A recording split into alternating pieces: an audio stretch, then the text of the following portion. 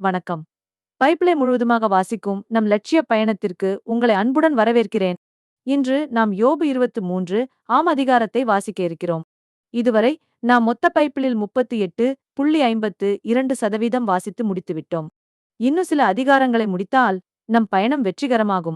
இன்றைய வாசிப்பின் மூலம் அந்த இலக்கை இன்னும் முன்னோக்கி நகர்த்துவோம். தொடங்குவோம். யோபு அதற்கு உரைத்த மறுமொழி. இன்று கூட என் முறைப்பாடு கசப்பாயுள்ளது. நான் வேதனை குரல் எழுப்பியும் என் மேல் அவரது கைப்பழுவாயுள்ளது. அவரை எங்கலாமென நான் அறிய யாராவது உதவுவாரானால் நான் அவர் இருக்கையே அணுகுவேன். என் வழக்கை அவர் முன் எடுத்துரைப்பேன். என் வாயை வழக்குரைகளால் நிரப்புவேன். அவர் எனக்கு என்ன வார்த்தை கூறுவார் என அறிந்து கொள்வேன். அவர் எனக்கு என்ன சொல்வார் என்பதையும் நான் புரிந்து கொள்வேன். மாபெரும் வல்லமையுடன் அவர் என்னோடு வழக்காடுவாரா? இல்லை. அவர் கண்டிப்பாக எனக்குச் செவி கொடுப்பார். அங்க நேர்மையானவன் அவரோடு வழக்காடலாம். நானும் என் நடுவரால் முழுமையாக விடுவிக்கப்படுவேன். கிழக்கே நான் சென்றாலும் அவ அங்கில்லை. மேற்கேயும் நான் அவரைக் காண்கிலேன்.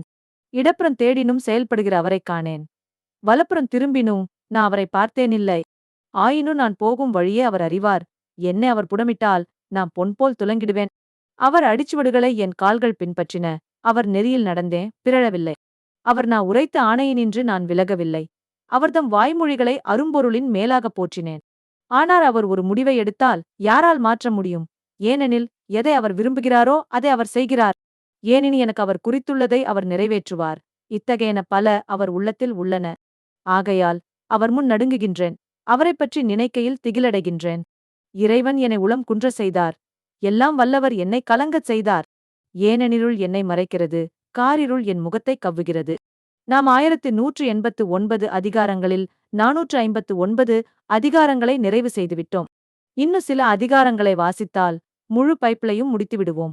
நாளை அடுத்த அதிகாரத்தை பார்க்க சந்திப்போம். நாள்தோறும் இந்த பயணத்தில் நீங்களும் பங்கேற்றால் பைபிளை முழுமையாக வாசித்து முடிப்போம்.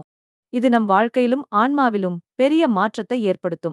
இந்த பயணம் உங்களுக்கு நம்பிக்கையையும் சமாதானத்தையும் கொடுத்தால் இந்த வீடியோவை லைக் செய்யவும், சப்ஸ்கிரைப் செய்யவும் மறக்க வேண்டாம். பகிர்ந்து மற்றவர்களையும் இந்த பயணத்தில் சேருங்கள். நாளை மறக்காமல் வாருங்கள்.